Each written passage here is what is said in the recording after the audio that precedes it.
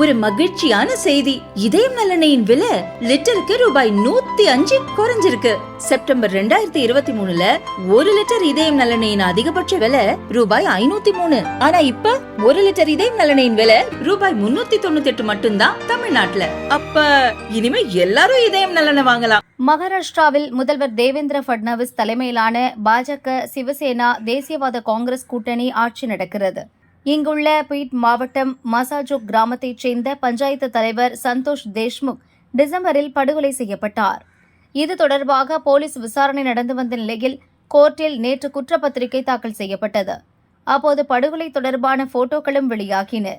இந்த வழக்கில் அஜித் பவாரின் தேசியவாத காங்கிரஸைச் சேர்ந்த உணவு மற்றும் பொது விநியோக அமைச்சர் தனஞ்சய் முண்டேவின் உதவியாளரும் நெருங்கிய நண்பருமான வால்மிக் கராட் கைது செய்யப்பட்டார்.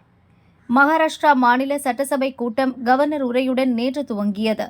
இன்று முதல் சட்டசபையில் விவாதம் நடக்கும் என்பதால் தேஷ்முக் கொலை வழக்கை மையமாக வைத்து சட்டசபையில் புயலை கிளப்ப எதிர்க்கட்சிகள் திட்டமிட்டிருந்தன.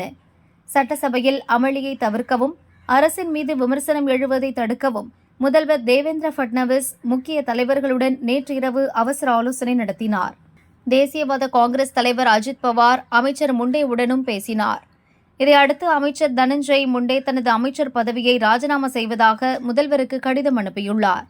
அவரது ராஜினாமாவை ஏற்ற பட்னாவிஸ் அதை கவர்னருக்கு அனுப்பி வைத்துள்ளார். உடல்நிலை கருதி அமைச்சர் பதவியை ராஜினாமா செய்கிறேன். தேஷ்முக் கொலை வழக்கு விசாரணை மிக சரியாக நடக்கிறது. அவரது படுகொலைக்கு ஏற்கனவே கண்டனம் தெரிவித்துள்ளேன். நேற்று கொலை தொடர்பாக வெளியான போட்டோக்களை பார்த்து அதிர்ச்சி அடைந்தேன் என தனஞ்சய் முண்டே தெரிவித்துள்ளார். அமைச்சர் பதவி விலகினால் மட்டும் போதாது, அவரிடம் போலீஸ் விசாரிக்க வேண்டும் என சிவசேனா உத்தவ் கட்சியை சேர்ந்த எம்எல்ஏ ஆதித்ய தாக்கரே கேட்டுக் கொண்டுள்ளார். உரிய விசாரணை நடத்தி மகாராஷ்டிரா அரசை டிஸ்மிஸ் செய்ய வேண்டும் எனவும் அவர் வலியுறுத்தியுள்ளார். கொலை வழக்கில் அமைச்சரின் உதவியாளர் கைது, அமைச்சர் ராஜினாமா என அடுத்தடுத்த நிகழ்வுகளால் மகாராஷ்டிரா அரசியலில் பரபரப்பு தொற்றியுள்ளது.